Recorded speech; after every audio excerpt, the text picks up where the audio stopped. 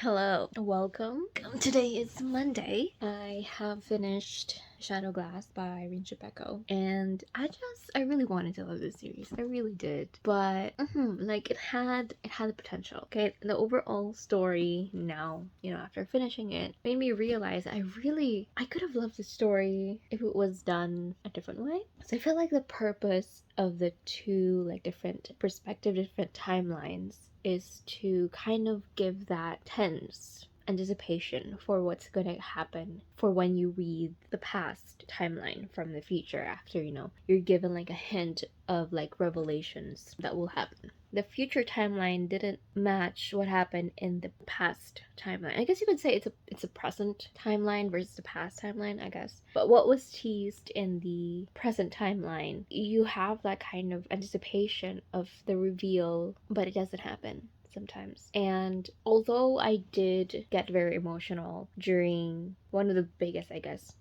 bigger emotional parts of the story with her love dying, I did feel very emotional about it because it was very violent. Just emotions were running high at that scene, which was really, I felt it. And especially even at the end, when we got to the end, was also very emotional for me. I did cry a little bit. That's why I knew I would have loved this story if it was done differently. If we just had maybe more of the storytelling timeline similar to, I guess, the Chronicles of the Witch Queen series. That's the one that I'm recalling now, where it's being told by Tia from the present, and there are hints of certain moments where she said, I should have known, or this would prove to be blah blah blah, whatever. So if it was done a little bit differently, plus if it wasn't as confusing as it had been for me, I would have, I guess, explored a little bit more of the characters, because the writing, I feel could have just used a little bit of the tweaking plus the format as well.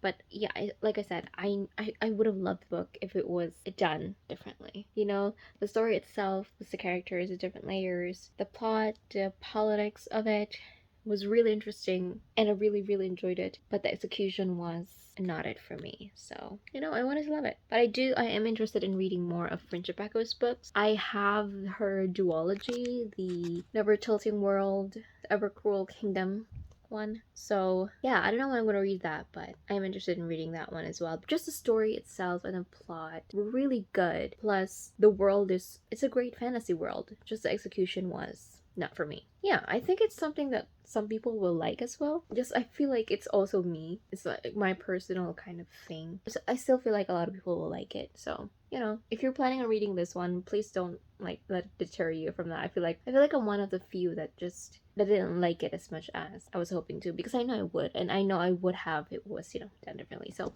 yeah, that's it for right now.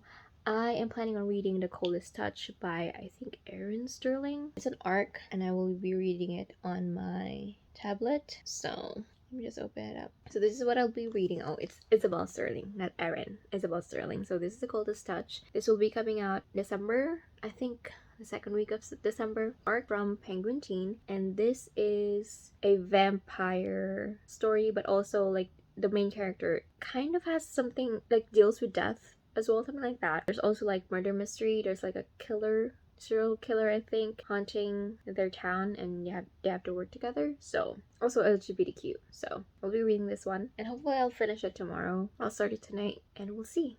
Hello.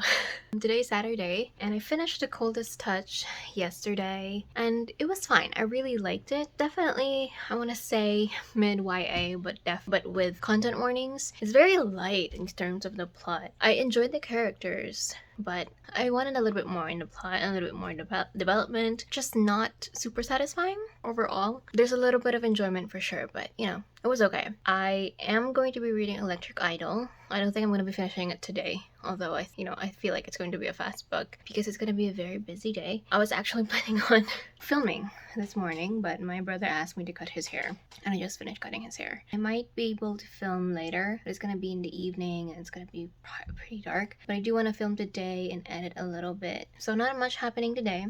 Well, not much in terms of reading, because it's gonna be a very busy day. He's leaving to go visit the Philippines for a month, so preparations etc. We're gonna be going to the airport with him. We'll be leaving in a few hours, and I don't think I'm gonna be able to film within that time. So pretty busy day for me.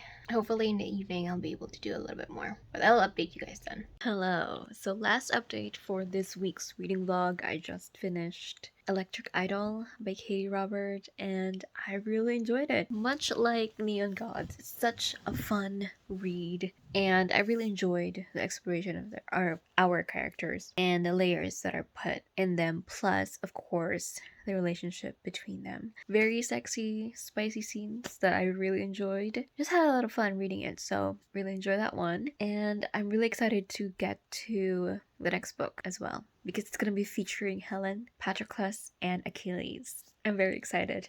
Although I'm also looking forward to what will happen to Callisto, especially with what happened here in Electric Idol. Just really having a lot of fun with these retellings. So that's it for this vlog.